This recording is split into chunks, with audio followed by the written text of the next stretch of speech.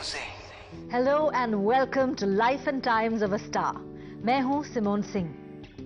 Hindi cinema के हर star की जर्नी यूनिक और स्पेशल होती है। कुछ को सक्सेस पाने में जमाना लग जाता है तो कुछ को सक्सेस और रिकॉग्निशन रातों रात मिल जाती है। Life and times of a star में आज हम जिस स्टार की बात करेंगे उन्हें सुपरस्टारडम मिला with his very first film. He was armed not just with good looks and a great physique, but also with fantastic dancing and acting skills. इनकी डेब्यू फिल्म उस साल की बिगेस्ट हिट्स में से थी। फिल्मों में एक सेंसेशनल डेब्यू करने वाले इस एक्टर का नाम है ऋतिक रोशन।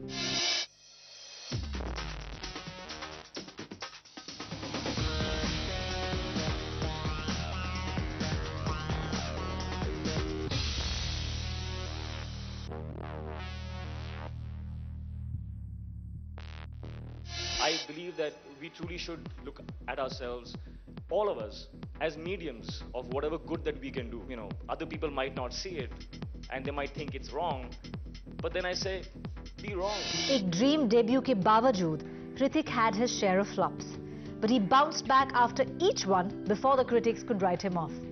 और आज ये एक्टर इंडिया में ही नहीं बल्कि इंटरनेशनल शोज पे भी एक नई मिसाल कायम कर रहे हैं through his films and power-packed performances.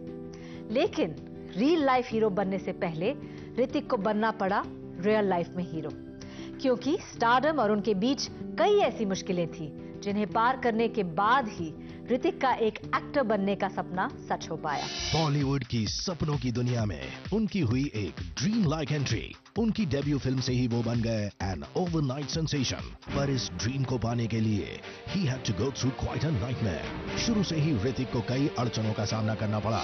Life was tough for me when I was a kid. Nobody played with me because they thought I looked ugly with my extra thumb. It pained me. Slowly I realised that the exterior is not the criterion for love and success. बचपन से था उन्हें speech problem और 21 साल की उम्र में उन्हें डायग्नोज किया गया स्कोलियोसिस से and he was told that he could never be able to dance and do stunts like other Bollywood stars. But Hrithik was focused और उन्होंने फिल्म्स के सेट्स पे काम किया।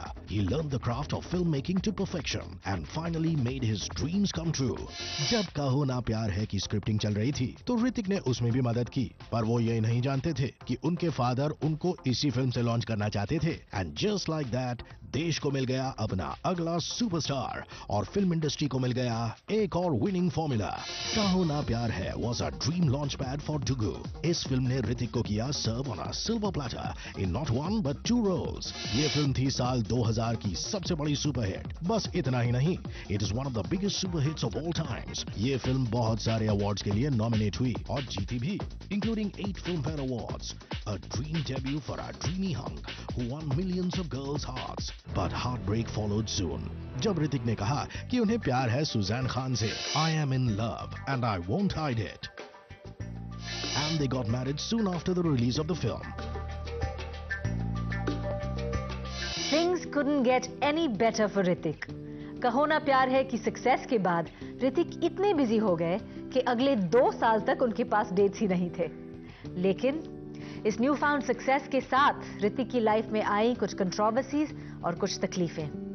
कहो ना प्यार है कि स्टुपेंडस सक्सेस के बाद ऋतिक के पिता पर अंडरवर्ल्ड से थ्रेट्स आने लगे। उन पर जानलेवा हमला भी हुआ क्योंकि वो फिल्म के ओवरसीज राइट्स अंडरवर्ल्ड एलिमेंट्स को देने के लिए तैयार नहीं थे। Hrithik and his family fought with the situation and soon came out victorious. Hrithik की इमेज और पॉपुलैरिटी पर इस इंसिडेंट का कोई असर नहीं पड़ा। इनफैक्ट उनकी पॉपुलैरिटी इतनी बढ़ चुकी थी कि उनकी नेक्स्ट रिलीज फिजा में उनका रोल बढ़ा दिया गया और इस फिल्म को ऋतिक रोशन स्टारर कहकर प्रमोट किया जाने लगा। But Fizza failed to repeat the success story of Hrithik's launchpad. पर इस फिल्म में उनके intense performance को सबने appreciate किया। Hrithik's next was Vidhu Vinod Chopra's Mission Kashmir. इस newbie को अल्ताफ का किरदार इतना complex और intriguing लगा कि वो इस फिल्म को ना नहीं कर पाए। And even though this youngster was seen sharing screen space with one of the biggest Bollywood stars, Sanjay Dutt, Hrithik's performance stood out and showed confidence, maturity and depth. ये फिल्म थी a success at the box office. एक फिल्मी घराने से होने के बावजूद ऋतिक ने करियर की शुरुआत में ही एक बड़ी गलती कर दी। He signed a film without going through the script. इन्होंने ट्रस्ट किया डायरेक्टर सुभाष घई के इंस्टिंक्ट को।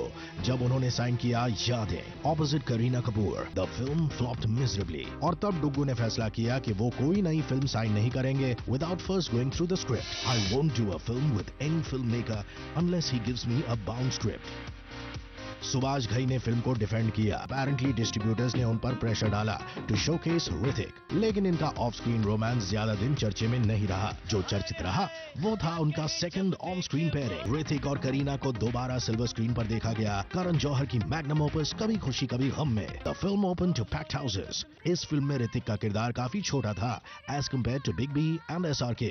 फिर भी ऋतिक्स प्रेजेंस स्टूड आउट और उनकी परफॉर्मेंस सबको पसंद आई। इतने सारे सुपरस्टार्स एक फिल्म में होने के बावजूद ये ऋतिक को ओवरशैडो नहीं कर पाए। In fact he was talked about as much as the films other actors और उन्हें अपने किरदार के लिए कई बेस्ट सपोर्टिंग एक्टर अवार्ड्स भी मिले। फिल्म थी 2001 की हाईएस्ट ग्रॉसर और इसे कई लैंग्वेजेस में डब किया गया and that only increased Hrithik's popularity. उनकी डेब्यू फिल्म के बाद उन्हें कोई सोलो हीरो फिल्म में नहीं देखा गया। यही वजह है कि 2002 में audience expectation was very high जब विक्रम भट्ट की फिल्म आप मुझे अच्छे लगने लगे रिलीज के लिए रेडी हुई। इस फिल्म में ऋतिक को उनकी कहो ना प्यार है को स्टार अमीषा पटेल के ऑपोजिट कास्ट किया गया। ये सोचा जा रहा था कि ये हिट कपल दोबारा बॉक्स ऑफिस पर अपना जादू दिखाएंगे, लेकिन वैसा कुछ नहीं हुआ और यहीं से ऋतिक के करियर का बैड स्पेल शुरू हुआ। आफ्टर द डेबिकल ऑफ आप मुझे अच्छे लगने लगे, इस एक्टर को 3 बिग बैनर फिल्मों में देखा गया, ना तुम जानो ना हम, मुझसे दोस्ती करोगी और मैं प्रेम की दीवानी हूँ। लेकिन तीनों में से एक भी फिल्म नहीं चली। बॉक्स ऑफिस रिटर्न्स के साथ मानो ऋतिक की पॉपुलैरिटी भी कम होती जा रही थी। Around this time he was being written off as a one film wonder. After making a sensational debut, Hrithik delivered a string of flops. लेकिन इससे पहले कि क्रिटिक्स और फिल्म मेकर्स इस सुपर टैलेंटेड एक्टर को राइट ऑफ करते, Hrithik's dad came to the rescue. Rakesh Roshan ने ऋतिक को लेकर बनाई कोई मिल गया and the film was a smash hit. कोई मिल गया से Hrithik made a comeback in a big way. इस फिल्म के साथ not only did Hrithik showcase himself as a seasoned actor, पर इस फिल्म ने भी पूरी इंडस्ट्री को एक नई तरह की फिल्म मेकिंग सिखाई. It was the first Bollywood movie which dealt with spacecrafts and aliens. Absolutely groundbreaking. Hrithik gave one of his best performances in one of the toughest roles that anybody has ever essayed in a Bollywood film. Hrithik को इस unconventional role में बेहद पसंद किया गया। सिर्फ इस film की stupendous success ही नहीं, उस साल इस रोशन सायन को सेलिब्रेट करने का और एक वजह मिला जब his beautiful wife Suzanne delivered a baby boy. Go Zing.